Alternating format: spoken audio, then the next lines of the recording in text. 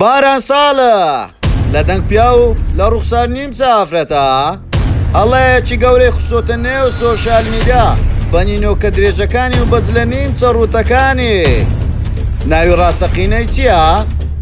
بۆچی زۆربەی وەنەکانی لە دواوە گرتووە؟ خۆشەویستەکەی کوڕەیان کچە؟ بۆچی پێی خۆشە زیاتر بە خوشکم بانجی بکەن؟ سپامێکی هەیە بۆ کچە مۆدێلەکان تەواوی زانیاریەکان لە کلیل میدیا.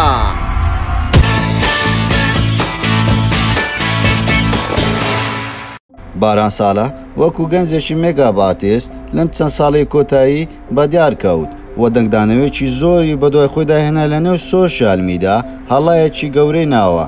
با بزانین باران ساڵە کێیە؟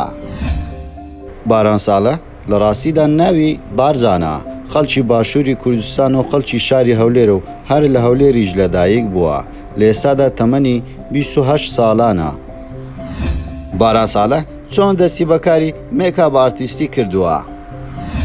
باران ساڵە هەر لە تەمەنێکی منداڵیەوە هەستی کردو هێزی ئەوەی تێدایە کە بێت بە مێکاپ ئارتیست، بۆیە کۆلی نەداوە وە لە کوردستان بۆی نەڕەخساوە ئەم کارە بکاتن. لە ساڵی 2015 لە کوردستان جێدە لە ڕوو لە ئەوروپا دەکا و لە ئەڵمانیا نیشتە جێ دەبێت لە شاری شتوتگارت و ئێستا لەوێ دەژیتون و کاری مێکاپ ئارتیستی دەکا. سەرەتا لە کوردستان کارێکی وای باشی نەزانیوە کە مێکاپ بکە، بەڵام لە وڵاتی ئەڵمانیا چەند قول و دەورەی کردووە تاوەکو گەیشتیتەوە بە ئەمڕۆ. خۆشی وێنەیەکی بڵاو کردوتەوە چەند ساڵێک پێشێستا هەر لە ئەوروپا مێکاپەکانی بەو دەرەجەیە نەبووە، بەڵام دوای کۆتایی هێنانی چەند خولێک توانیتی بگات بەو ئاستەی ئێستای. باران ساڵە چۆن ناسێنرا لەنێو سۆشیال میدیا؟ باران ساڵە سەرەتا هەوڵی ئەوەیدا بە مێکاپەکانی بناسێندرێت لەلایەن خەڵک و خەڵکێکی باش ناسی، بەڵام ئەوە بەز نەبوو بۆ ئەوەی خەڵکێکی زۆر زیاتر بیناسێ. باران ساڵە ستایل و شێوازی هەڵسوکەوت و جلوبەرگەکانی زۆر جیاواز بوو، بەنینەوە کە درێژەکانی و بەجلە نیم چەڕوتەکانی سەرنجی سۆشیال میدیای بۆ خۆی ڕایکێشاوە لەلایەن خانمان بەتایبەتی فانێکی ئەگجار زۆری هەیە، بۆیە بەم کارانەش نەوەستا و چەندین ڤیدیۆ کلیپی بچووکی کرد و لەناو ئەو ڤیدیۆیانەدا سەما و دانسی دەکرد بە شێوازێکی زۆر جیاواز، بۆیە لە نێو کرد تاوەکو ئێستا ئەم شێوە ڤیدیۆ کلیپ و ئەم شێوازە ستایلە تاوەکو ئێستا قبول نەکراوە. بۆیە باران یەکەمین کەس نەبوو کە وەکو مێکاپ ئارتیستێکی کوڕ خۆی بە دیارە هێخست. پێشەوی چەندین کوڕیتکە هاتنە ناو ساحەکە و خۆیان وەکو مێکاپ ئارتیست ناسان، بەڵام باران دەتوانین بڵێن یەکەمین کەس بوو کە بۆ شێوازە ستایل و بۆ جلوبەرگانە هاتە نێو سۆشیال میدیا و ڕووی خۆی کردە بەر کامێرا. و زۆر کەس پرسیاری ئەوەی دەکات باران ساڵە لە چ ڕەگەزێکە و چیە و چ نییە و کوڕەیان کچە یاخود نێرەمووکە. باران ساڕە وەڵام دەداتەوە ئێوە سێرم بکەن من بەچی دەچم، بێگومان من کوڕم، من کز نیمە، بەڵام ئەوە شێواز و ستایلی منە، پێم خۆشە بەو ستایلە بەردەوام بم. وەروەها پرسیاری ئەوەشی زۆر لێ دەکەن ئایا بەنیازی ڕەگەزی خۆت بگۆڕی؟ ئەویش لە وەڵامدا دەڵێن نەخێر، بە هیچ شێوازێک ئامادە نیمە و ڕازی نیمە ڕەگەزی خۆم بگۆڕم. دەژڵێتن هەم لەلایەن کچەوە هەم لەلایەن کوڕەوە داوای خۆشەویستیم لێ دەکرێت، بەڵام من تاوەکو ئێستا هیچ لایەنەکەم قبول نەکردووە، بۆیە من ئایسێکی زواڵەتیمە، نە کوڕم خۆش دەوێ و نەکچم خۆش دەوێ، من تەنها خۆم خۆش دەوێتن، بۆیە داوای خۆشەویستم زیاتر لەلایەن کوڕانەوە لێکراوە نەک لەلایەن کچەوە. و دەژڵێتن ئەو کارانەی کە من کردومە و دەشیکەم بە هیچ شێوازێک لێی پەشیمانیمە، لەبەرەوەی ئەو ستایلی من ستایلێکی جیهانیە، بۆیە پێویستە کوردیش قبولی ئەم شێوازە ستایلە بکەن و ئەم ستایلە بەر بڵاو بێتیان. و باران ساڵە پەشیمانە لەوەی کە 22 ساڵ تەمەنی لە کوردستان بەڕێ کردووە.